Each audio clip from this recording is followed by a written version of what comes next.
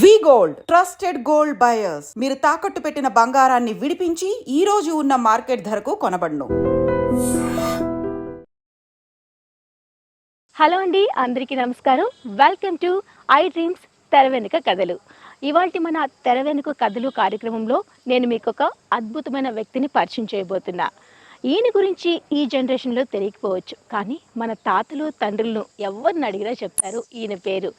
అగ్రనాయకుల అందరితోనూ screen share చేసుకొని 200కు పైగా సినిమాలు నటించి తనకంటూ సినీ ఇండస్ట్రీలో ఒక పేరును సంపాదించుకున్న వ్యక్తి.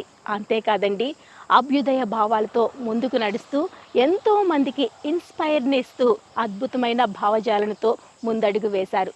100 సంవత్సరాలకు దగ్గరగా ఉన్న ఈయన ఇప్పటికీ కూడా అంతే చలాకీగా, అంతే ఆరోగ్యంతో, చక్కనైన మాటతో మనందరినీ ఆకట్టుకుంటున్నారు.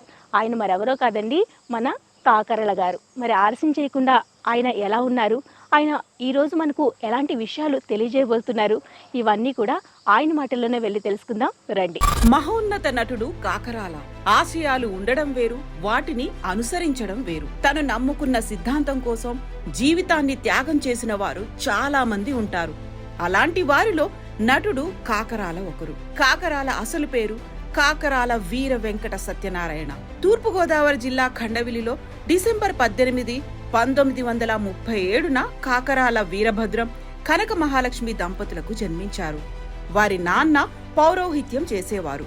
చదువుకునే రోజుల్లోనే కమ్యూనిస్టు పార్టీ వైపు ఆకర్షితుడైన కాకరాల ఉద్యమంలో చురుగ్గా పాల్గొనేవారు. 9వ తరగతిలో తెలుగు మాస్టారు చొరవతో సంస్కృత నాటకం భోజసభలో నటుడిగా అరంగేట్రం చేసి తరువాత విద్యార్థిగా ఉంటూనే ఒథెల్లో, జయంత జయపాల వంటి నాటకాలలో నటించారు. ఆయన ప్రయాణం స్టేజీ నటుడిగా, పాత్రికేయుడిగా, డబ్బింగ్ ఆర్టిస్టుగా సాగింది. సుమారు 250 సినిమాలలో నటించిన కాకరాల 2000 వరకు సీరియల్స్ లో రకరకాల పాత్రలు వేశారు. సినిమా పరిశ్రమలో సుదీర్ఘకాలం ఉన్నా కూడా ఆయన ఏమీ సంపాదించుకొని నిడారంభ జీవి. తాను నమ్ముకున్న సిద్ధాంతాలను నిక్కచ్చిగా పాటించేవారు. ఆయన 2 కుమార్తెలు ఆయన నమ్ముకున్న సిద్ధాంతాలను అనుసరిస్తూ అజ్ఞాత ఉద్యమంలోకి వెళ్లిపోయారు. మీ కుమార్తెలు మిమ్మల్ని చూసుకోకుండా అజ్ఞాతంలోకి వెళ్లిపోయారుగా, దాని పట్ల మీరు ఎలా ఫీల్ అవుతున్నారు అని అడిగితే ఆయన కళ్లలో మెరుపు, గర్వం కనిపిస్తుంది. సంతృప్తిగా ఉంది అని ఆయన సమాధానమిస్తారు. ప్రస్తుతం ఆయన వయస్సు 88 సంవత్సరాలు. శారీరకంగా ఆయన మెత్తబడ్డా కూడా ఆయన స్వరం మాత్రం ఖన్ ఖన్మని వినిపిస్తుంది. 2 ఏళ్ల క్రితం ఆయన భార్య సూర్యకాంతం ఆయనను వదిలి వెళ్లిపోయినా కూడా ఆయన నా సతీమణి ఇంకా బ్రతికే ఉంది అంటారు. కొంతకాలం చంద్ర రాజేశ్వరరావు ఫౌండేషన్లో ఉన్న ఆయన ఈ మధ్యనే శామిల్పేట్లోని ఆయన సోదరి ఇంట్లో ఉంటున్నారు. 48 సంవత్సరాల సినీ జీవితం అనుభవించిన ఆయన వయోభారంతో ఉన్న ఇంటర్వ్యూ ఇవ్వడానికి వెనుకాడలేదు. ఒక రకంగా చెప్పాల్సి వస్తే పాత తరం నటీనటుల్లో మిగిలి ఉన్న చివరి నటుడు ఆయన. మీరు ఒక ఉన్నతమైన కుటుంబంలో పుట్టి ఈ ఉద్యమం వైపు ఎందుకు అడుగులు వేయాల్సి వచ్చింది అంటే ఏం చెప్తారు గురుగారు? నా పిల్లలు పరిగెట్టారు కనుక వాళ్ళ వెనకాల నేను పరిగెట్టాల్సి వచ్చింది. పిల్లలు ఎప్పుడు వెళ్ళారు గురువుగారు? ఎప్పుడు, ఏ టైంలో ఆ నిర్ణయం తీసుకున్నారు? వాళ్ళు పెరిగి పెద్ద అయిన తర్వాత. మగ పిల్లలైతే ఓకే చెయ్యొచ్చు, కానీ ఆడపిల్లలంటే ఎక్కడో దగ్గర భయం ఉంటుంది కదా, మీకు అలాంటి భయం ఏమీ లేదా? వాళ్ళు ఒక ఉత్సాహంతో ఒక ఉద్యమంలో పనిచేస్తాము అని పెడుతున్నప్పుడు వీలైతే మనం ప్రోత్సహించాలి. ఒక 20 సంవత్సరాల గ్యాప్ వస్తుందా గురుగారు చూసి? 20 సంవత్సరాలు ఏం అసలు చాలా ఇంకా ఎక్కువ ఉంటుందా? సో మీరు అప్పటికి ఇప్పటికీ చూసిన అనుభవాల దృష్ట్యా, నేర్చుకునే విజ్ఞానం ద్వారా మాకు ఒక పాయింట్ చెప్పాలంటే ఏం చెప్తారు సార్? మనము, మన కుటుంబము, మన ఫ్యామిలీ అని కాకుండా. ముత్యాల ముగ్గులోని మీ మొదటి సినిమా మీకు ఇష్టమైన సినిమా అని చెప్పారు. అంటే బాపు గారితో ఉన్న మీకు అనుబంధం ఏంటి? నాకు బాపు గారితో చాలా సన్నిహితమైనటువంటి, ఒక బాపు గారే కాదు, బాపు రమణ వాళ్ళ సినిమాలు అన్ని సినిమాల్లోనూ చేశారు. రావు గోపాలరావు గారితో ఉన్న అనుబంధం? సినిమాలే కాదు, నాటకాలు వేసాను నేను, గోపాలరావు, ఇప్పుడు కె వెంకటేశ్వరరావు గారు. ఈ రంగంలో ఇన్ని సంవత్సరాలు ఉండి ఇన్ని సినిమాలు చేసి మీకంటూ ఒక పేజ్ని మీరు క్రియేట్ చేసుకొని ఎందుకు సంపాదించుకోలేకపోయారు అంటే? సంపాదించుకోదలుచుకోలేదు. నేను సంపాదన కాదు వ్యతిరేకం.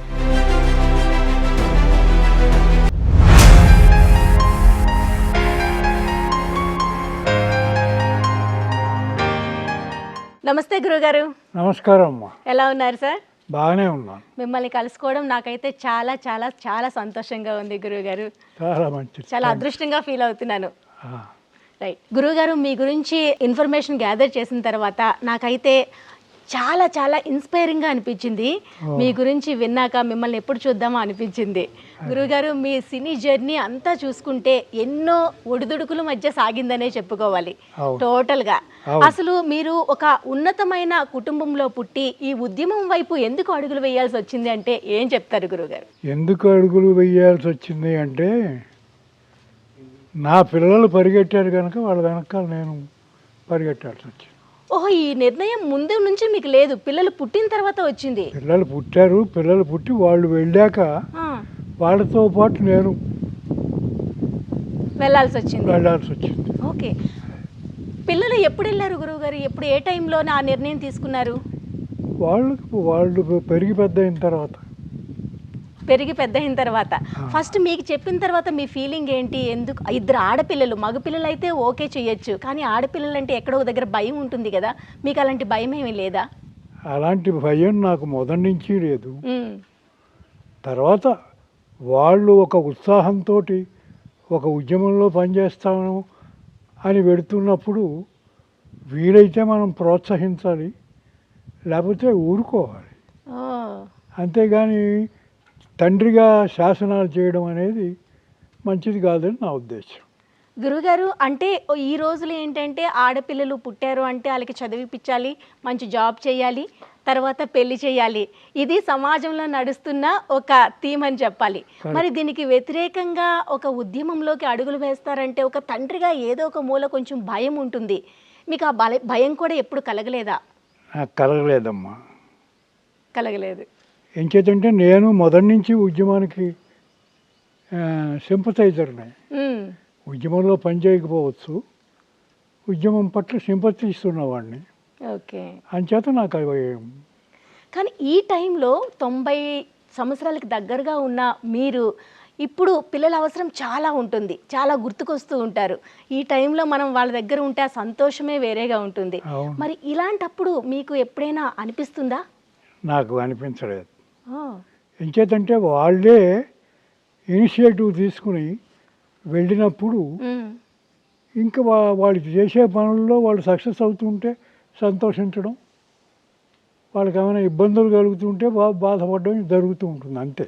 ఓకే, అంతకి తప్పించి వాళ్ళని శాసించడం, వాళ్ళని చేయడము అది పద్ధతి కాదు అని నా ఉద్దేశం. వస్తుంటారా గురువుగారు ఇక్కడికి మిమ్మల్ని చూడటానికి? లేదు. ఎన్ని సంవత్సరాలు అయింది చూసి మీరు? చాలా కాలం అయింది. కొంచెం ఇంచుమించు నేను అబూజ్మట్ దాకా కూడా లోపలికి వెళ్ళి కూడా వాళ్ళని చూడలేకపోయాను. ఎంచేతంటే యుద్ధ పరిస్థితులు. ఆ యుద్ధ పరిస్థితుల్లో మనం వాళ్ళని చూడడానికి వెళ్ళడం, చూద్దాం అనుకోవడం, అది వాళ్ళకి అది ప్రమాదమే, మనకి ప్రమాదమే. ఒక 20 సంవత్సరాల గ్యాప్ వస్తుందా గురుగారు చూసి?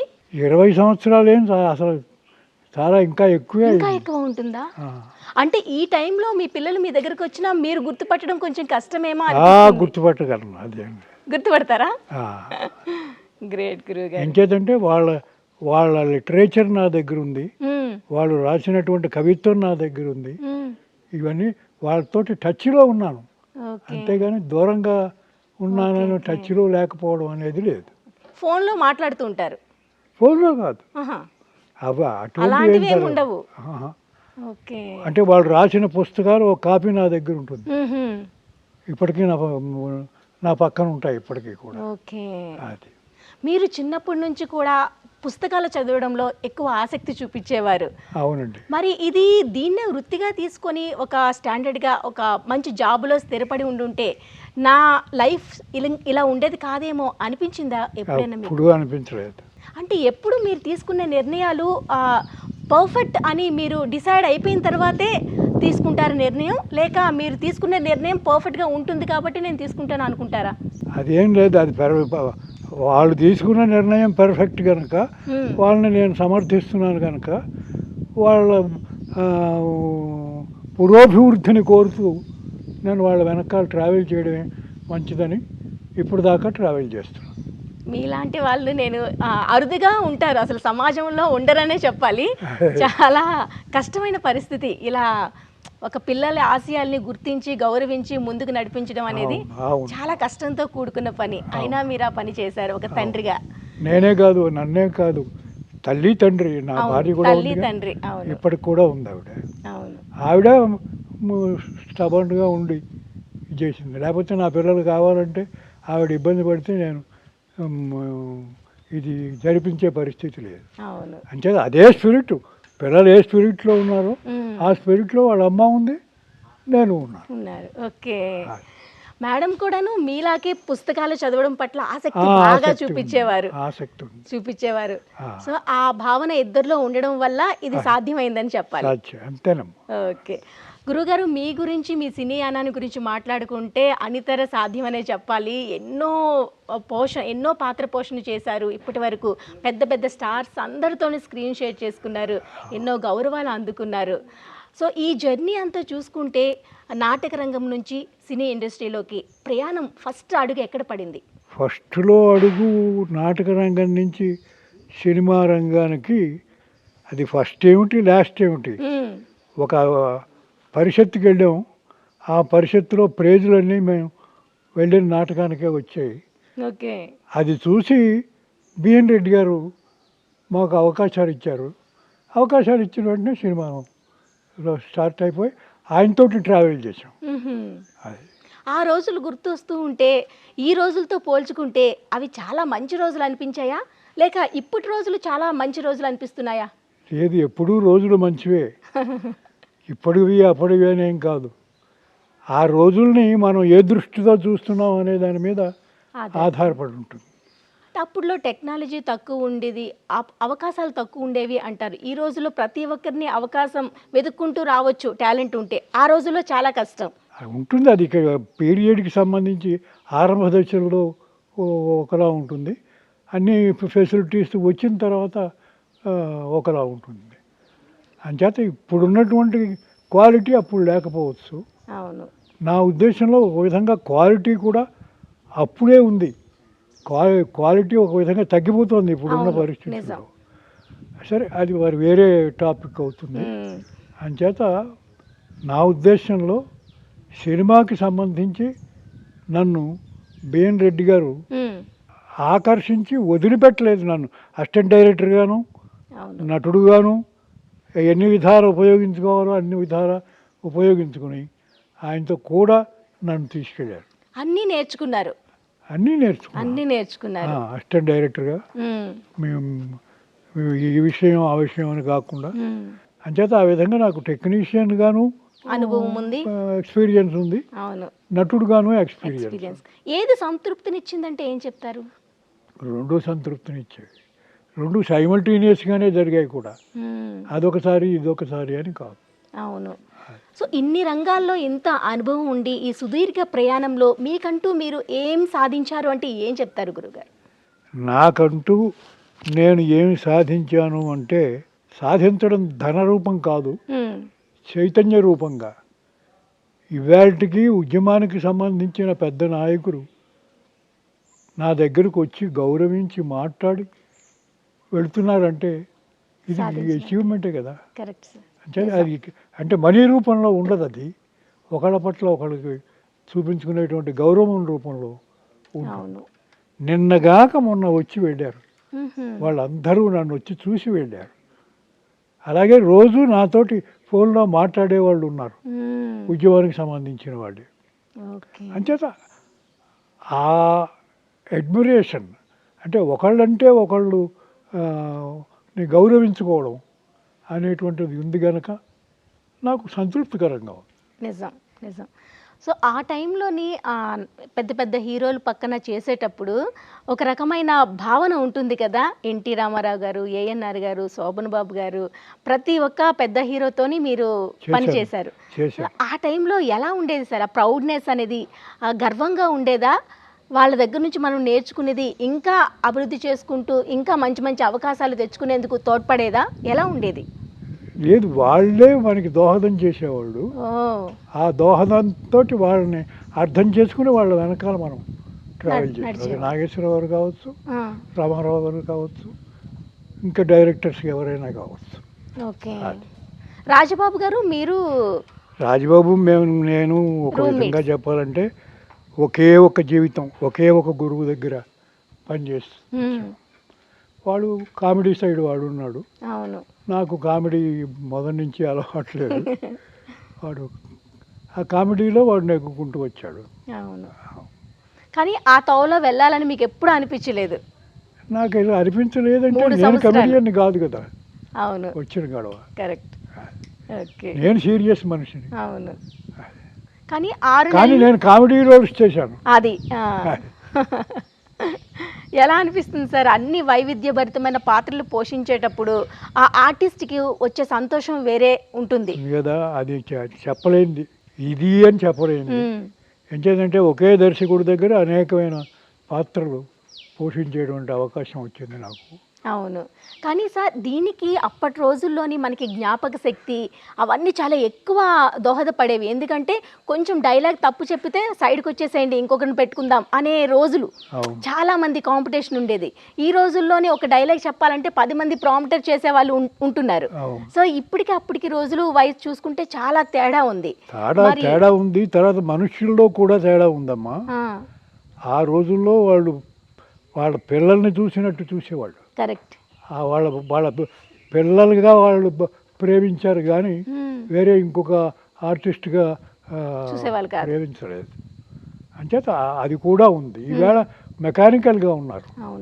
అంచేత మెకానికల్ వ్యవహారం దగ్గర మెకానికల్గానే ఉంటుంది. అది వాళ్ళది మెకానికల్ కాదు. వాళ్ళ హృదయం అంతా మనకి ఇది చేసి పెట్టేవాళ్ళు. అంటే ఇంకా చెప్పాలంటే నీకు సినిమా అనేది తీయడానికి వారం 10 రోజులు, 15 రోజులు, 20 రోజులు ముందు నుంచి ప్రిపరేషన్ ఉంటుంది. ఓకే. అంతటి పెద్ద ఆయన సీన్ ఎలా తీయాలి అనేది రాసుకుని మేము అక్కడ వస్తే మాకు అందరికీ చదివి వినిపించి ఎలా ఉంది అని మా అభిప్రాయం అడిగేవాడు. అలాంటి రోజులు బాగుంది అమ్మా, బాగుందని చెప్పేవాడు.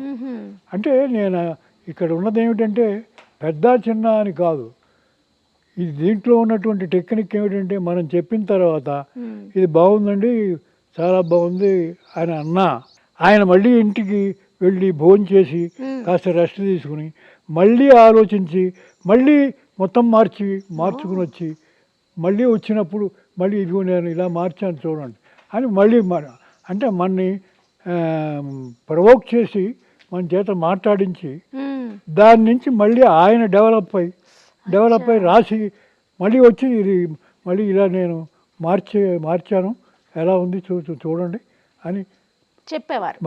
అంటే చెప్పరు అసలు, మామూలుగా డైరెక్టర్స్ ఎవరు అవసరం లేదు. అంటే ఒక వాళ్ళ తోటి స్నేహితులతో మాట్లాడినట్టు ఉండేవాళ్ళు. అందుకని అప్పటి సినిమాలు ఈ రోజు కూడా అంత సక్సెస్ఫుల్ గా 100 రోజులు, 200 రోజులు, సంవత్సరాలు ఆడిన సినిమాలు కూడా ఉన్నాయి. ఇప్పుడు అలా లేదు, 2 రోజులు 3 రోజులు ఆడడం ఎక్కువ. ఇప్పుడు అంతా మెకానికలే, గురువుగారు అని అనడమే తప్ప మెకానికల్ ఎక్కువ. రైట్.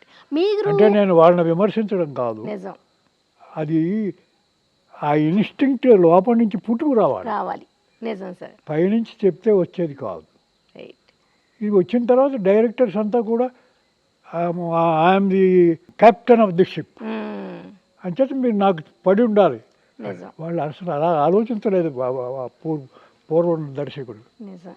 మీరు నటించిన మూవీస్లో మీకు నచ్చినది, బాగా మనసుకు హత్తుకునే సినిమా అంటే ఏం చెప్తారు? అన్నీ నాకు నచ్చినవి. బాగా మనస్ఫూర్తిగా మీ భావనకు దగ్గరగా ఉండే సినిమా? భావనకు దగ్గరగా ఉండడం అంటే రంగుల రాట్నం అని ఒక సినిమా వచ్చింది. అది మొదటి సినిమా, నాకు అదే బాగుండిపోయే సినిమా. ఓకే. మొదటిసారిగా మిమ్మల్ని మీరు ఒక పెద్ద స్క్రీన్ మీద చూసుకునేటప్పటికి ఒక తల్లిదండ్రుల్లో ఒక ఆనందం ఒక వేరే లెవెల్లో ఉంటుంది. అప్పుడు ఎలా ఉండేది సార్? ఆ పేరెంట్స్‌కి చెప్పే పరిస్థితి ఉండేదా? మా అబ్బాయి హీరో పక్కన చేస్తున్నారు. ఇట్లా ఉండేదా? ఎలా ఉండేది ఆ రోజుల్లో? అదేం లేదండి. లేదా? ఓకే. అదేం లేదు. ఓకే. అంటే ఇంటి విషయాలే, హ్మ్. ప్రొఫెషన్ విషయాలే. ఓకే. నాన్నగారు తర్వాత ఇంకోటి ఉంది. మా నాన్న అది అందులో బ్రాహ్మణం అని మా వాళ్ళకి చాలా ఇది ఉండేది. ఆహా! అన్ని కంట్రోల్లో పెట్టేవాడు మా నాన్న. అవును. ఆ కంట్రోల్‌లో ఇలాంటి కాదు. ఇక్కడికి వెళ్ళడానికి వీల్లేదు, అక్కడికి వెళ్ళడానికి వీల్లేదు. అటువంటివన్నీ తట్టుకుని బయటికి వచ్చి బయటకొచ్చి ఈయన దగ్గర ఉన్నటువంటి ఆ యాస్పెక్ట్ ఇక్కడ లేదు కదా. హ్మ్. పెద్దవాడైనా సరే ఆయన మనకు ధోరణి మారట్లేదు. ఇంటిమేట్‌గా తనలోకి తీసుకుని మా ఇది చేస్తున్నాడు. అవును. అంచేత అటువంటి చోట మనకి ఇంకా ఇదేం ప్లేస్ ఉండదు. లేదు. ఓకే. ఇక్కడ ఎంత కంట్రోల్ ఉందో హ్మ్. ఇక్కడ అంత ఒక అఫెక్షనేట్ వ్యవహారం ఉంది. ఉంది. ఓకే. సూపర్. మీతో పెరిగిన అన్నదమ్ములు పరిస్థితి ఎలా ఉంటుంది సార్? అంటే వాళ్ళు కూడా మీలాంటి ధోరణితోనే ఆలోచించేవాళ్ళా? లేకుంటే వాళ్ళ అభిప్రాయాలు ఎలా ఉండేవి? వాళ్ళ అభిప్రాయాలు వాళ్ళకే ఉంటాయి. అంటే మీరు వాళ్ళతో షేర్ చేసుకునేవాళ్ళా? చెప్పేవాళ్ళా అప్పట్లో అన్నదమ్ములతో? అన్నదమ్ములతో చెప్పడం అవి అలవాటు ఏం లేదు. ఓహ్! ఎంచేతంటే సినిమా నాకు అవసరం కానీ వాళ్ళకి అవసరం కాదు. ఓకే. వాళ్ళు ఏదో ఉద్యోగాలు చేశారు, బాటాలో చేశారు, ఇంకో చోట చేశారు. వాళ్ళ ఉద్యోగాలు వాళ్ళకున్నాయి. అలాగే మా మేనల్లుడు కూడా వాడి ఉద్యోగాలకి వాడుకున్నాయి. వాడి పద్ధతిలో వాడు ఉండేవాడు. హుహు. ఒకళ్ళొకళ్ళు వీడు కలిసి వచ్చింది. అమెరికా వెళ్ళాడు. అమెరికా తోటి అక్కడ పిల్లలు పుట్టారు, గందరగోళం ఇదంతా. హ్మ్. అది వాడికి అవకాశం వచ్చింది కనుక వాడు అలా వెళ్ళాడు. ఓకే. వీళ్ళకి కలుస్తూ అవకాశాలు రాలేదు కనుక ఇక్కడే ఉన్నారు. అవును. వాళ్ళ పరిమితుల్లో వాళ్ళు చేసుకుంటూ వచ్చారు. కలుస్తూ ఉంటారా సార్ అన్నదమ్ములు ఎవరైనా? రోజు కలుస్తాం. ఓహ్! అంటే మా తమ్ముడు ఆ! ఈ మొబైల్ ఫోన్లకి రోజుకు ఒకసారి హుహు. అందరినీ కలుపుతాడు. ఆహా! అంటే అమెరికాలో ఉన్న వాళ్ళని వీళ్ళని అందరినీ తీసుకొచ్చి కలపచ్చు. హ్మ్. హ్మ్. అలా ఒకసారి కలుపుతాడు. ఓకే. ఆ విధంగా అందరం కనీసం మాట్లాడుకుంటారు. రోజుకి ఒకసారి అన్న అక్కడ ఉన్నవాళ్ళు, ఇక్కడ ఉన్నవాళ్ళు అందరూ కలిసి ఒక చోట మాట్లాడుకుంటారు. కలిసి మీట్ అయ్యి మాట్లాడుకున్నట్టుగా హుహు. అందరూ ఉన్నారా సార్? ఉన్నారు. బ్రదర్స్ అంతా? అందరూ ఉన్నారు. ఓకే. చాలా అందరూ సంతోషం. ఓకే. సార్ మీకిప్పుడు ఈ పచ్చని వాతావరణం మధ్య చక్కనైన ప్రకృతి ఒడిలో మీరిప్పుడైతే ఉన్నారు. సో, ఎలా అనిపిస్తుంది? ఈ టైంలోని దీన్ని మీరు ఎలా ఎంజాయ్ చేస్తున్నారు? దేన్ని? ఈ వాతావరణాన్ని. ఇక్కడ ఒంటరిగా ఉంటున్నామని ఫీలింగ్ ఉందా? లేకుంటే లేదు ఒంటరిగా ఉంటున్నామని ఫీలింగ్ ఏం లేదు. తర్వాత ఇక్కడ పెద్ద అట్మాస్ఫియర్. అవును. ఇదంతా మావాడి ఆర్గనైజేషన్కి సంబంధించిందే. అంచేత ఇక్కడే కాదు, నేను మా వాడు ఒక్కొక్కప్పుడు బెంగళూరు వాడి దగ్గరికి తీసుకెళ్ళి అక్కడ బెంగళూరులో అక్కడ కూర్చొని తోచదు కదా, అవును. అక్కడ కిటికీలోంచి మొత్తం అట్మాస్ఫియర్ అంతా చూస్తూ కూర్చుని కాలక్షేపం చేయడం. అక్కడ అలా గడిచిపోయింది. అలా ఒక్కొక్క చోట ఒక్కొక్క విధంగా. కానీ ఎప్పుడు ఒంటరిని అనే ఫీలింగ్ అయితే లేదు, ఎప్పుడు రాదు. అది రాలేదు. Great sir, great. రాలేదు. ఈ తరం వాళ్ళకి ఈ ఒంటరితనం అనేది చాలా కష్టమైన పరిస్థితి, తట్టుకోలేని బాధ ఇలా ఉంది.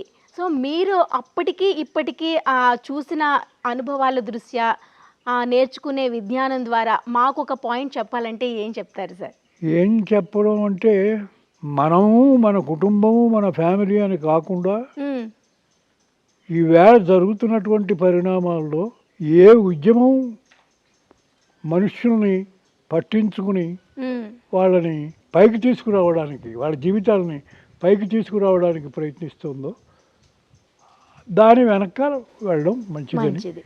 ఓకే, బాగా చెప్పారు. ఆరోగ్యంగా ఉండడానికి ఏం చేస్తూ ఉంటారు గురుగారు? మీరు ఇప్పుడు ఎలాంటి నియమాలు పాటిస్తూ ఉంటారు? ఏమీ లేదు. రోజు ఆరోగ్యం అనేది తిండికి సంబంధించిన వ్యవహారమే తప్ప ఇంకంతకన్నా నేను ఆలోచించేది ఏమీ లేదు. ఇప్పటికి నాకు వచ్చిన అనారోగ్యం కూడా అయింది. అదే స్పష్టంగా మాట్లాడగలుగుతున్నారు, స్పష్టంగా వినిపిస్తుంది, చిన్నగా అడుగులు వేస్తున్నారు. ఇవన్నీ కాక ఆ, ఇప్పుడు నాకు చివరి దశ అంటే మొత్తం మనిషి పీరియడ్ 100 years. ఉమ్. నాకు 100 years పూర్తయిపోయాయి. మీరు పూర్తయిపోయావు గురు. అదే కదా చెప్తుంటా. అవునా? నేను ఇప్పుడు అడిగితే 90 సంవత్సరాలు అన్నారు. అదే 90 అంటే దగ్గరికి వచ్చేసినట్టే ఇంకా కదా. 10 ఉంది గురువు గారు. 90 అంటే దగ్గరికి వచ్చేసినట్టే కదా. 10 ఉంది. అంటే 90 సంవత్సరాలు వచ్చినా ఆ, నాకు జీవితానికి లొంగి అయ్యో అనేటువంటి బాధలు లేవు నాకు. కరెక్ట్. ఎంచేత లేవు అంటే ఈ ఎన్విరాన్మెంటు, ఉమ్, మా తమ్ముళ్ళు అందరూ కలిసి ఒకరికొకరు సహకరించుకోవడం, ఉమ్. ఒకళ్ళ గురించి ఒకళ్ళు ఆలోచించుకోవడం, ఈ ప్రాసెస్ ఒకటి కంటిన్యూ అవుతూ వస్తుంది కనుక ఓకే. నాకు ఆ ఇబ్బంది, ఆ ఫీలింగ్. ఆరోగ్యంగా ఉండగలుగుతున్నారు. గ్రేట్. అన్ని రకాల ఫుడ్ తీసుకుంటారా లేకపోతే లిమిటెడ్ గానే ఇంత తీసుకోవాలి అన్నట్టు ఎలా ఉంటుంది? మాంసాహారం తప్ప అన్నీ తింటానమ్మా. ఓకే. నాకు మాంసాహారం మీద అంటే మాంసాహారం తినలేదని కాదు, ఉమ్, రేరుగా అవును. ఎవరైనా ఇష్టపడి ఉమ్, వచ్చిన గొడవ ఏంటంటే ఇప్పుడు చేప ఉందనుకో, అది సరిగ్గా తిరగకపోతే ముళ్ళు లోపలికి వెళ్తే మనిషి పని అయిపోతుంది. అంచేత అవి నాకు అలా వాటిని తీసి ఒలిచి పెడితే మాంసాహారం కూడా తినడం నాకు ఇష్టమే. ఓకే. అది గురువుగారు, పుస్తకాల నుంచి నేర్చుకున్న నాలెడ్జ్ కంటే అనుభవంతో నేర్చుకున్న పాఠాలకు చాలా విలువ ఉంటుంది. అవును. మీ దగ్గర నుంచి మేమైతే ఎంతో నేర్చుకోవాలి. అయ్యో. అది ఎంత నేర్చుకున్నా ఇంకా తక్కువే. ఈ ఎపిసోడ్లో మ్యాక్సిమం మాకు వీలైనంత ఇన్ఫర్మేషన్ని తెలుసుకోవడానికి ప్రయత్నిస్తున్నాము. అలాగే తప్పకుండా మీరు అడిగిన దానికల్లా నేను సమాధానం చెప్తాను. మరి అదే చెప్తున్నాను, మీ అనుభవం ద్వారా మాకు ఈ జనరేషన్కి ఇవ్వాల్సిన ఏదైనా ఒక సూచన అంటే ఏమిస్తారు? నేను సూచన అంటే నేనేమి అలా చెప్పడం కష్టం కూడా. ఎలా ఉండాలంటారు? 3 జనరేషన్లు చూశారు మీరు. అవును. ఈ జనరేషన్లో ఇలా ఉంటే మంచిది, ఇలా ఉంటే నడుస్తుంది, ఇలా ఉండకూడదు. అదేది శాసించి చెప్పకూడదమ్మా, ఎవరికి వాడు తెలుసుకోవాలి. గురుగారు, మీరు గమనించారు కదా, అప్పటికి మీరు 1935లో పుట్టినప్పుడు ఆ టైంలోనే కదా గురుగారు? 37లో ఉండే తీరు ఇప్పుడుకి చాలా చాలా చాలా చాలా మార్పులు వచ్చేసాయి. ఆడవాళ్ళు బయటకు వచ్చే పరిస్థితి లేదు అప్పట్లో. అమ్మగారిని మీరు గమనించినట్లయితే ఇట్లా అంతా ఇంట్లోనే ఉండాలి, బయటికి కనిపించకూడదు, ముసుగు వేసుకునే వెళ్ళాలి. శాసనాలు అన్నీ ఉండేవి, చాలా కట్టుబాట్లు ఉండేవి. అది తర్వాత మీ వైఫ్ దగ్గరికి వచ్చేసరికి కొంచెం మారింది. కొంచెం మీతో పాటు సమానత్వం అంతా రాకపోయినా ఎంతో కొంత పుస్తకాలు చదవడం వరకైనా వచ్చింది అది. తర్వాత మీ పిల్లల వరకు వచ్చేసరికి అది పూర్తిగా మారిపోయిందని చెప్పాలి. సో ఈ చేంజెస్ని మీరు చూసారు కాబట్టి ఈ జనరేషన్కి ఎలా ఉంటే మంచిదంటారు? ఎలా ఉంటే అంటే ఇప్పుడు ఇలాగని ఖచ్చితంగా చెప్పడం కష్టం అమ్మా. జరుగుతున్న పరిణామాలను బట్టి, దేశ పరిస్థితులను బట్టి ఏది ప్రోగ్రెసివ్ కాదు అని నిర్ణయించుకుని ప్రోగ్రెసివ్ని వెనకాల మనం వెళ్ళాలి, ప్రోగ్రెసివ్ కాని దాన్ని వ్యతిరేకించాలి. ఓకే. అంటే సమానత్వం ఓకే అంటారా? మహిళకు గౌరవాన్ని ఇవ్వడం ఓకే, ఎక్కువైపోతుంది అని చాలామంది ఒక భావన ఉంది చాలా మందిలో. అది పొరపాటు. ప్రజలకి ఎక్కువైపోవడం ఏమి ఉండదు. వాళ్ళంతటా వాళ్ళకి ప్రవోక్ అయి పుట్టాలి కానీ ఇలా ఉండాలి అని ఎవరు శాసించకూడదు, శాసించలేము. ఓకే. గురువుగారు, మీ దినచర్య ఎలా ఉంటుంది? మార్నింగ్ లేచిన దగ్గర నుంచి నైట్ పడుకునే వరకు ఇప్పటికీ పుస్తకాలు చదువుతూ ఉంటారా? నేను ఇప్పటికీ చదువుతాను. అవునా? నా తల కింద బోర్డు. అవును, రూమ్ మొత్తం చూసాము, అన్ని పుస్తకాలతో నిండిపోయింది. ఇప్పటికీ ఉన్నాయి. ఎలాంటి పుస్తకాలు చదువుతూ ఉంటారు ఇప్పుడు? ఎలాంటి ఉద్యమానికి సంబంధించి? దానికి సంబంధించిందే. ఇప్పుడు నిన్న మీరు వచ్చే ముందే 2 రోజులు 3 రోజుల ముందు వాళ్ళంతా వచ్చి నన్ను చూసి వెళ్ళారు. వాళ్ళు ఆ పుస్తకాలు ఇచ్చారు. ఇప్పుడు కొత్తగా వచ్చిన పుస్తకాలు. నేను అడిగాను వాళ్ళని, ఈ పుస్తకాలు అన్నీ నాకు కావాలి, నాకు మీరు చేయాలని అంటే గుర్తుపెట్టుకుని వాళ్ళు ఆ పుస్తకాలు తీసుకొచ్చి ఇచ్చారు. అవన్నీ చోట పెట్టుకున్నాను నేను. స్పష్టంగా చూడగలుగుతారు, హ్యాపీగా చదవగలుగుతారు. ఎంత టైం వరకైనా? ఎంత టైం చదువుతూ ఉంటారు గురుగారు రోజులో? అది నేను అలా చెప్పలేను. నాకు ఎంతసేపు ఆనందంగా చదువుకోవాలని అనిపిస్తే ఓకే. అంతసేపు చదువుకుంటా. స్ట్రెయిన్ అవుతున్నాను అంటే ఆపేస్తాను. ఓకే. ఆపేసి కళ్ళు మూసుకు పడుకుంటా. పడుకుంటారు. ఓకే. గురువుగారు నాకు ఒక చిన్న సందేహం ఉంది. ఈ టైంలోని నలుగురితో మాట్లాడుకుంటే వచ్చే ఆనందం వేరు అంటారు. నలుగురు కలిసి మాట్లాడాలి రోజంతా. మనతో పాటు ఒక వ్యక్తి 10 మంది వ్యక్తులు ఉంటే కనుక వాళ్ళతో మన మనసులో ఉండే బాధ కానీ, సంతోషాన్ని గాని పంచుకుంటే ఇంకా హ్యాపీగా ఉండగలుగుతాం అంటారు. అవును. ఇది నిజమేనా? లేక కరెక్టే. నిజమే. మరి పుస్తకాలతోనే మీరు ఎక్కువగా గడుపుతుంటారు. మనుషులు లేరు గనక అదే అంటున్నాను. ఆ భావన మాత్రం ఎప్పుడు కలగలేదు. ఆ భావన ఎప్పుడు కలగలేదు. మనుషులు ఉంటే మనుషులే. ఆ! ఓకే. చేదంటే అది లైవ్ లైవ్ కాంటాక్ట్ అది. అవును. పుస్తకాలది లైవ్ కాంటాక్ట్ కాదు, కరెక్ట్. మెంటల్ అది. ఓకే. మీకు ఎప్పుడైనా పుస్తకం రాయాలి రాయాలి అనిపించిందా ఎప్పుడైనా? దేని ప్రస్తుతం గురించైనా? అంటే నాకు వచ్చిన గొడవ ఏమిటంటే రాయడం అనేది నాకు చాలా కష్టతరమైనటువంటి విషయం. ఎంతో ఆలోచిస్తేనే కానీ రాయలేను. చదవడం అంటే అనర్గళంగా చదివేస్తారు. చదివేస్తాను. ఓకే. ఇక రాయక తప్పని పరిస్థితి వస్తూ ఉంటుంది. హ్మ్. అప్పుడు మాత్రం ఉదాహరణకి మొన్న వచ్చినప్పుడు వాళ్ళు మాట్లాడుతుంటేనే వాళ్ళు చెప్పే విషయాలు నేను నోట్ చేసుకుని మీరు చెప్పిన విషయాల్లో ఇప్పుడు ఇంతవరకు నేను నోట్ చేసుకున్నాను. ఇక మిగిలినవి మీరు ఇచ్చే పుస్తకాలు చదివిన తర్వాత అది ఇది కలిపి నా ఫీలింగ్ ఏమిటి, నా ఉద్దేశం ఏమిటి అనేది మీకు నోట్ చేసుకుని చెప్తాను అని చెప్పాను. గురువుగారు, ఇంత నాలెడ్జ్ని మైండ్లో పెట్టుకొని ఇన్ని సంవత్సరాలు వచ్చిన మతిమరుపు అనేది లేకుండా దాన్ని గుర్తు పెట్టుకోగలుగుతున్నారంటే దానికి కారణం ఏంటి? కారణం ఏమి లేదు, కాంటాక్ట్ ఖచ్చితంగా పుస్తకాలతోటి మనుషులతోటి కాంటాక్ట్ ఉండబట్టే. ఓకే. లేకపోతే వదిలేస్తే మనకి అది దాని ఇష్టం వచ్చినట్టు పరిగెడుతుంది. అది అందులో బ్రెయిన్ అనేది దాని మనోవేగం. అవును. ఆ మనోవేగంతో ఎక్కడికో ఊరికే అర్థం లేని ఆలోచనలతోటి వెళ్ళిపోతుంది. ఆ అర్థం లేని ఆలోచనలకి తావి ఇవ్వకపోవడమే మంచి మనుషులు చేయగలిగిన పని. సూపర్ సార్, చాలా బాగా చెప్పారు. బయట ప్రపంచం దీనికి భిన్నంగా ఉంది. అది అందుకనే చాలా మతిమరుపు 60 నుంచే స్టార్ట్ అవుతుంది. అవును. చాలా చాలా చాలా సమస్యలు కూడా బయట పీడిస్తున్నాయి. మనిషి మోకాల నొప్పులు, పొట్ట నొప్పులు, తింటే అరగకపోవడం, జీర్ణం అవ్వకపోవడం, అన్ని చాలా సమస్యలతో సఫర్ అవుతున్నారు. దాని అన్నిటికీ ఒకటే సొల్యూషన్ అంటే మీరు చెప్తారు, బ్రెయిన్ ని ఎప్పుడు కూడాను ఆలోచన పరంగా యాక్టివ్గా ఉంచాలి. ఓకే. ముత్యాల ముగ్గులోని మీ మొదటి సినిమా మీకు ఇష్టమైన సినిమా అని చెప్పారు. దాంట్లో బాపు గారి పాత్ర మీకు ఎంత బాగా అనిపించింది? అంటే బాపు గారితో ఉన్న మీకు అనుబంధం ఏంటి? నాకు బాపు గారితో చాలా సన్నిహితమైనటువంటి, ఒక బాపు గారే కాదు, బాపు రమణ ఇద్దరు కూడా చాలా సన్నిహితం. వాళ్ళ సినిమాలు అన్ని సినిమాల్లోనూ చేశారు. ఎన్ని ఉంటాయి గురువుగారు? ఎన్ని చేస్తుంటారు? అన్నీ వాళ్ళవే. నేను పనిచేసినవన్నీ వాళ్ళ సినిమాలే. ఓకే. కానీ మీరు ఎవరితోని అంత అంటే సినిమా అవకాశం కావాలని అడిగేవాళ్ళు కాకపోయినా మీకు ఆ రోజుల్లో బిజీగానే ఉండేవాళ్ళు. అదే వాళ్ళంతటా వాళ్ళే ఇచ్చారు. ముఖ్యంగా అదే బాపు గారి సినిమాలే ఎక్కువ. అంచేత ఆయన అంతటా ఆయనే పిలిచి వచ్చి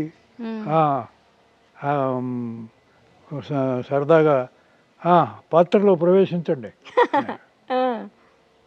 అంటే మనం మంగళాడి పాత్ర అయితే మంగళాడి పాత్ర ఇంకోటి చేస్తాం. అలాగా ఎన్నో సినిమాలు వాళ్ళవే ఎక్కువ ఉన్నాయి. అసలు డైలాగులు గుర్తున్నాయా గురువుగారు మీకు? ఏదైనా ఒక డైలాగ్ గుర్తులేవు అప్పట్లో? ఓకే, కష్టం. ఓకే. రావు గోపాలరావు గారితో ఉన్న అనుబంధం? ఇదే రావు గోపాలరావు గారితో ఉన్న అనుబంధమే ఈ అనుబంధం అంతా. ఆయన నటుడుగా, అవును, నేను నటుడే, ఆయన నటుడే. ఆయన సీనియర్ నటుడు, నేను ఫాలోయర్. ఓకే. ఓకే. తర్వాత మేము నాటకాలు, సినిమాలే కాదు నాటకాలు వేసాను నేను, గోపాలరావు, ఇప్పుడు కె వెంకటేశ్వరరావు గారు, వీళ్ళందరితోటి నేను నాటకాలు కూడా వేశాను. ఓకే. నాటకానికి సినిమాకి గల తేడా అంటే ఏం చెప్తారు గురుగారు? ఏముంటుంది తేడా? ఏముంటుందంటే నాటకం డెలిబరేట్గా ఉంటుంది, సినిమా పరోక్షంగా ఉంటుంది. ఓకే. నాటకం అనుభవం అనేది మనకి నిలబడిపోతుంది. ఓ. అదే సినిమాకి వచ్చేటప్పటికి మనకి ఆ, నాటకం నిలబడిపోయినట్టుగా అవునా? ఆ, ఆహా. ఉమ్, ఇది సినిమా జ్ఞాపకం ఉండదు. ఓ. అది. కానీ సినిమా అనేది ప్రతి ఒక్కరికి గుర్తుండిపోతుంది, నాటకాలు మర్చిపోతారు అంటారు కదా గురుగారు? నా నా ఎక్స్పీరియన్స్ అది కాదు. Okay, okay. నాటకాలే ఎప్పటికీ గుర్తుండిపోయే అంశం, నాటకాలే. నాటకాలు ఓకే. మిమ్మల్ని మీరు ఈ సినీ రంగానికి కాకపోయింటే దేనికి అంకితం అయ్యేవారు? దేనికే అయ్యేవాడినో చెప్పలేను కానీ ఉమ్. ఈ సినిమా రంగానికి రాకపోతే నేను పురోహితుడిని అయ్యేవాడిని. అవునా? ఎంచేతంటే ఆ కుటుంబంలో పుట్టాను కనుక. అవును. ఓకే. మీరు దేవుణ్ణి బాగా నమ్ముతారా గురువుగారు? నేను పురోహితుడిని అయ్యాను కనుక దేవుడిని నమ్మట్లేదు. దేవుడు ఉన్నాడు అనేది నాకు నమ్మకం నమ్మకం లేదు, లేదు అసలు. ఇప్పటి వరకు మిమ్మల్ని నడిపించింది అంటే అది మీ స్వయం కృషి అంటారా? ఎక్కడ కూడా దైవ లీల, దైవ ఆజ్ఞ అన్నట్టు మీరు అనుకోవట్లేదా? నేను అనుకోవట్లేదు. ఓకే. అదృష్టం అనేది లేకుండా లైఫ్ సాగిందంటారా? అదృష్టమా? ఉమ్. అదృష్టం అంటే ఏమిటి? అదృష్టము కంటికి కనిపించకుండా జరిగేది అని, ఓ. అంతేగాని అంతకన్నా అదృష్టం ఏమీ లేదు. ఓకే. చేత అదృష్టం అంటే మనకు తెలియకుండా కొన్ని కలిసి వస్తూ ఉంటాయి. ఉమ్. ఆ కలిసి వచ్చినవే అదృష్టం అని అనుకుంటూ ఉంటాం. అంతేగాని అదృష్టం అనేది వేరే ఏమీ లేదు. లేదు. మీ లైఫ్లో జరిగిన సంఘటనల్లో మీకు దేవుడిపై నమ్మకం లేదు కాబట్టి మీకు ఏదైనా కలిసి వచ్చిన అంశం అంటే ఏం చెప్తారు? ఏదైనా వీళ్ళ త్రూ నాకు కలిసి వచ్చింది అంటే, వైఫ్ కావచ్చు, పిల్లలు కావచ్చు, ఇట్లా అది కలిసి వచ్చిన అంశం అంటే కలిసి వచ్చిన అంశమే, ఇంకో ప్రత్యేకం ఇంకా మీకు మనస్ఫూర్తిగా అనిపించాలి. అదే మనస్ఫూర్తిగా అనిపించడమే. ఆ. నాకు పిల్లలు అందొచ్చారు, పిల్లలు కలిసి వచ్చారు, వాళ్ళ వెనకాల నేను ట్రావెల్ చేశాను. ఓకే. అంచేత అది ప్రత్యేకం. నేను పిల్లలకి చేసింది లేదు, చెప్పింది లేదు. మ్మ్. వాళ్ళు ముందుకు వెళుతూ ఉంటే వాళ్ళ వెనకాల నేను ట్రావెల్. ఏం చదువుకున్నారు పిల్లలు? ఒక్కటి అని ప్రత్యేకంగా నేను చెప్పలేను. ఓ. వాళ్ళు సొంతంగా స్వతంత్రంగా చదువుకున్నారు. అప్పుడు మీరు ఎక్కడ ఉండేవారు గురువుగారు? పిల్లలు చెన్నైలోనేనా? ఒక్కొక్కప్పుడు చెన్నై, ఒక్కొక్కప్పుడు మ్మ్. అంటే హైదరాబాద్ అన్నది చివరికి వచ్చింది. ఓకే. అంతకుముందు ఎక్కువ కాలం మద్రాసులోనే ఉన్నాం. ఓకే. ఎక్కువ కాలం మద్రాసులోనే. ఓకే. మీకు ఎన్ని భాషలు వస్తాయి? నాకు ఏ భాష సరిగ్గా రాదు. అన్నీ దాన్ని ఏమంటాం, మిక్సింగ్. మ్మ్హ్మ్. అంటే తమిళ్, అసలు హిందీ, కన్నడ. మొత్తం అన్నీ కలిపి మ్మ్. ఒక గంపగోళ కషాయం. అంటే మనకి భాషలు రానప్పుడు ఏం చేస్తామంటే ఇది అది ఇది కలిపి అవును, మిక్స్ చేసేస్తూ ఉంటాం. జస్ట్ అక్కడ కమ్యూనికేట్ చేయడానికి ప్రయత్నిస్తాం. కరెక్ట్. ఇక్కడ కమ్యూనికేషనే ప్రధానం. అవును. మనం చెప్పాలన్నటువంటి తాపత్రయమే మ్మ్. ఎదరవాడికి అర్థమయ్యేటట్టు చేస్తుంది. ఓకే. అది భాష అర్థమయ్యి కాదు. మ్మ్. ఆ విధంగా భాష ఏదీ నాకు సక్రమంగా నేర్చుకోలేదు, వచ్చి రానట్టుగా. వచ్చి రానట్టు. ఓకే. అంతే. ఓకే. మీరు ఎన్ని భాషల్లో చేసుంటారు గురుగారు? తెలుగు ఒక్కటేనా, ఇంకా తమిళ్లో కూడా నటించారా? నటించడం వేరమ్మా. డబ్బింగ్ చెప్పారు కదా? డబ్బింగ్ చెప్పాను. మ్మ్. డబ్బింగ్ చెప్పడం మామూలే, మ్మ్. ఇతర భాషల నుంచి తెలుగు భాషకి డబ్బింగ్ చెప్పడం. ఓకే. కానీ ఈ తమిళ వీటిలో ఇది చేయడం అనేది డే టు డే వ్యవహారానికి కూడా ఇది ఉండాలి కనుక మ్మ్. అన్నీ కలిపి కొట్టరా కావేటి రంగా అని అన్నీ కలిపే నేను చేసుకుంటూ వాళ్ళని అండర్స్టాండ్ చేసుకుంటూ మ్మ్. వెళ్ళాను. ఓకే. వాళ్ళు గొప్పవాళ్ళు, నాకన్నా సీనియర్స్ ఉన్నవాళ్ళు, నాకు అవకాశాలు ఇచ్చిన వాళ్ళు ఉన్నారు కనుక వాళ్ళందరూ కూడా ఈ గంపగోళ్ళ కషాయపు భాష మ్మ్హ్మ్. అర్థం చేసుకుని మ్మ్. నాకు దోహదం చేశారు. ఓకే. పెద్దవాళ్ళు, వాళ్ళు చాలా గొప్పవాళ్ళు. అవును. అంటే ఇప్పుడు పెద్ద పెద్ద డైరెక్టర్స్ ఉన్నారు కదా, రాజమౌళి ఇప్పుడు ఇప్పుడు అంటున్నారా? ఇప్పుడు కాదు, రాజమౌళి కాదు, అప్పట్లోనా? Okay okay. ఇంకా పెద్ద పెద్ద డైరెక్టర్స్ ఉన్నారు కదా. ఆ డైరెక్టర్స్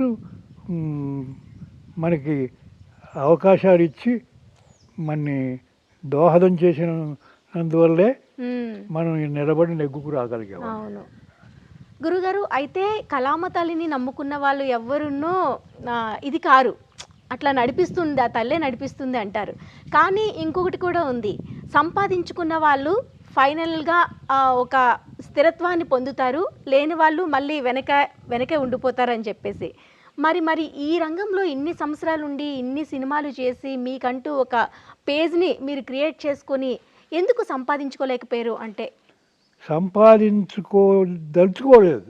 ఓ నేను సంపాదన వ్యతిరేకం. ఓకే. ఇప్పుడు నా ఏదొచ్చినా ఒకే ఒక అకౌంట్, అది నా భార్య పేరు మీద ఉంది. ఇప్పటికీ అంతే. ఓకే. నాకు అకౌంట్ లేదు, ఆవిడ పేరు మీదే ఉంది. సూపర్. ఎలా ఉండేవారు మేడం మీతో? ప్రతి ఒక్కటి షేర్ చేసుకునే ఉండేవాళ్ళ? ప్రతి ఒక్క విషయం షేర్ కూడా చేసుకోవడం కాదు, నాకన్నా ఆవిడ చదువుకున్నది, ఓకే, నాకన్నా ఎక్కువ చదువుకున్నది. వాళ్ళ నాన్న చాలా గొప్ప వైద్యుడు, అంచేత వాళ్ళ నాన్న దగ్గర నుంచి ఆవిడ చదువుకున్నది ఎక్కువ. అంచేత ఆ విధంగా ఆయన మా మామగారిని నేను ఎక్కువ గౌరవిస్తా. ఓకే. ఎంచేతంటే ఉదాహరణకి నా మిసెస్కి ఈ మోకాళ్ళు అరిగిపోయి ఇదైపోతూ ఉంటుంది. అది పక్కకి తప్పిపోతుంది. పక్కకి తప్పిపోతే ఇంకా ప్రాణం పోయినంత పని. ఇది ఆ కూతురికి ఆయన నేర్పి అలా పక్కకు పోతే దాన్ని ఎలా సరి చేసుకోవాలి అని నేర్పి అలా చేసుకునేటువంటి పరిస్థితి ఆ అమ్మాయికి, అంటే కూతురికి నేర్పించాడు. ఆయన డాక్టర్ కనుక అందరికీ వైద్యం చేసేవాడు, నయాపతి చూసుకునేవాడు కాదు, ఫ్రీగా. ఎంతమంది అక్క చెల్లెలు ఉన్నారు మేడంకి? ఉన్నారా వాళ్ళు? ఎక్కువ, నలుగురు ఐదుగురు ఉన్నారు. వాళ్ళంతా కూడా ఇప్పుడు విజయనగరంలో, ఎక్కువగా విజయనగరంలో కాన్సన్ట్రేట్ ఉన్నారు. ఓకే. విజయనగరంలో కాన్సన్ట్రేట్ అయి ఉన్నారు. మేము అప్పుడప్పుడు అటువైపు వెళ్ళినప్పుడు వాళ్ళని కూడా అటు వెళ్ళినప్పుడు వాళ్ళని కూడా చూస్తాం. Okay, super. ఈ సినీ రంగంలోని మీరు మర్చిపోలేని వ్యక్తి ఎవరికైనా రుణపడి ఉన్నాను, ఈ మనిషి త్రూ నేను వచ్చాను ఇండస్ట్రీకి, మర్చిపోలేను, ఎవరికైనా కృతజ్ఞత భావంతో నేను ఒక థ్యాంక్స్ చెప్పాలి అంటే ఎవరికి చెప్పుకుంటారు? బిఎన్ రెడ్డి గారే.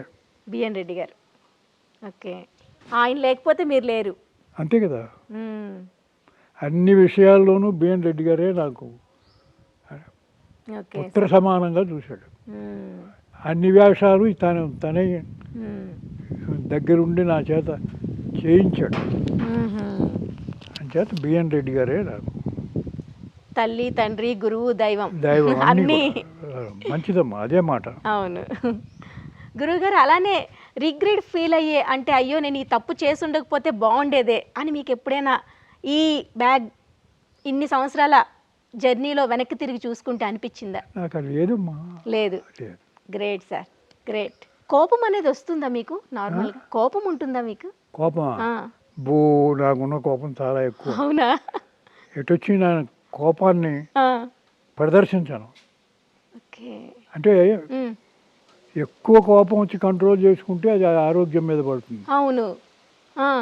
అంచేత కోపం వచ్చినప్పుడు నేను రిలాక్స్ అయిపోయి చదువుకోవడానికో లేకపోతే ఇంకో పని చేయడానికో ఇంకో పని మీద డైవర్ట్ చేసేస్తుంటాను. Okay okay. అంతే తప్ప ఎవరిపైన ప్రదర్శించరు. ప్రదర్శించాలి. సో ఇప్పుడు మేము ఈ జనరేషన్ తెలుసుకోవాల్సిన బెస్ట్ పాయింట్ ఏంటి అంటే ఇదే అని చెప్పాలి. కోపాన్ని మనం డైవర్ట్ చేసుకోవాలి అనుకుంటే వేరే పని త్రూ వెళ్ళిపోవాలి. అంతే, వేరే పనిలోకి వెళ్ళిపోవాలి. ఎవరిపైన ప్రదర్శించే వాళ్ళు కాదు. ఓకే. మరి ఆనందం వస్తే పంచుకునే వాళ్ళ? ఆనందాన్ని వస్తే ఎందుకు పంచుకోమమ్మా? ఆనందంతో మనకి అభిమానంగా ఉండేవాళ్ళు అందరితోటి పంచుకుంటాం. ఓకే. సినిమా ఇండస్ట్రీ మీకు ఏమిచ్చింది అంటే ఏం చెప్తారు? సినిమా ఇండస్ట్రీ నాకు ఏమిచ్చింది అంటే మనుషులను అర్థం చేసుకోవడం ఇచ్చింది. అంతకుముందు నాకు మనుషులను అర్థం చేసుకునే శక్తి లేదు.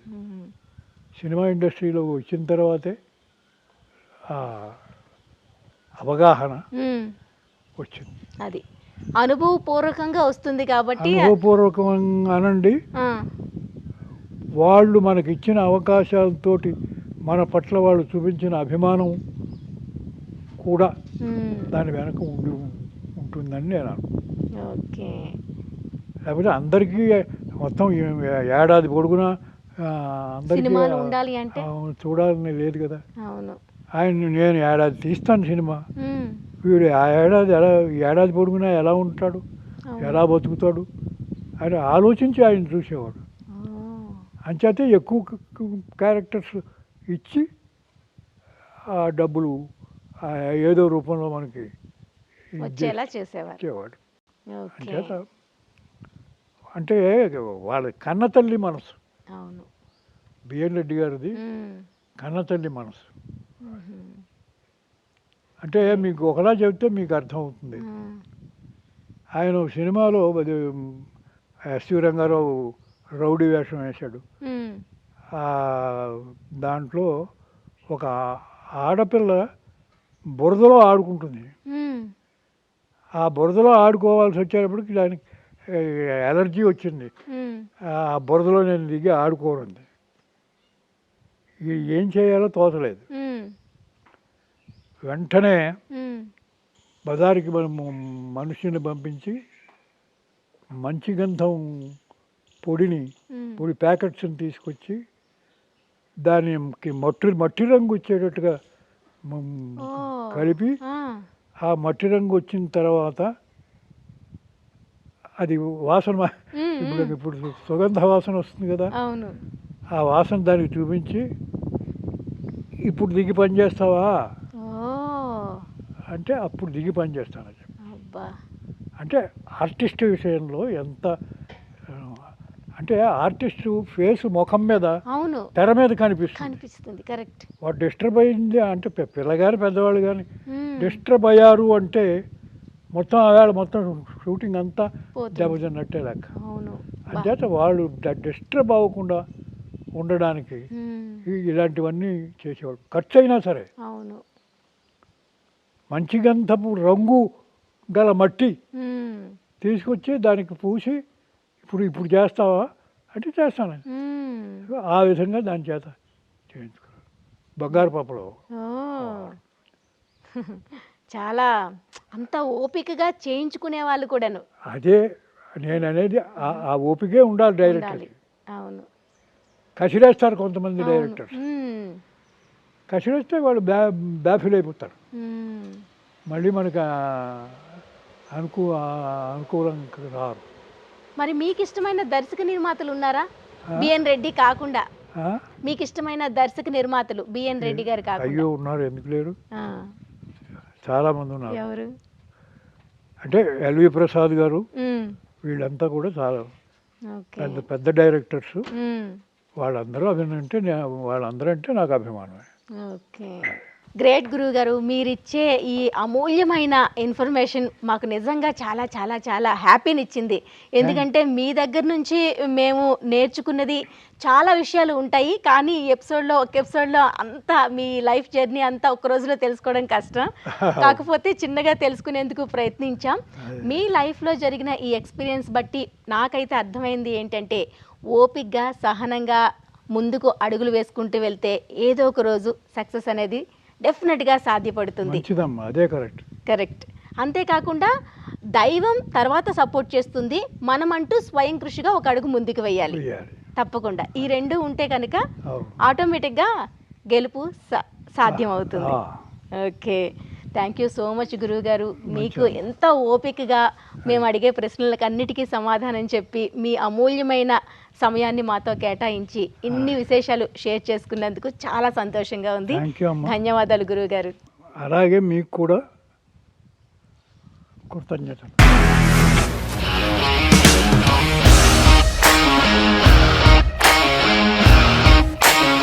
ఇండస్ట్రీలో కమిట్మెంట్ ఇష్యూస్ వస్తే నీకు కూడా వచ్చినట్టు. మార్నింగ్ తీసుకెళ్ళాలంటే కొట్టి పడేస్తాడు.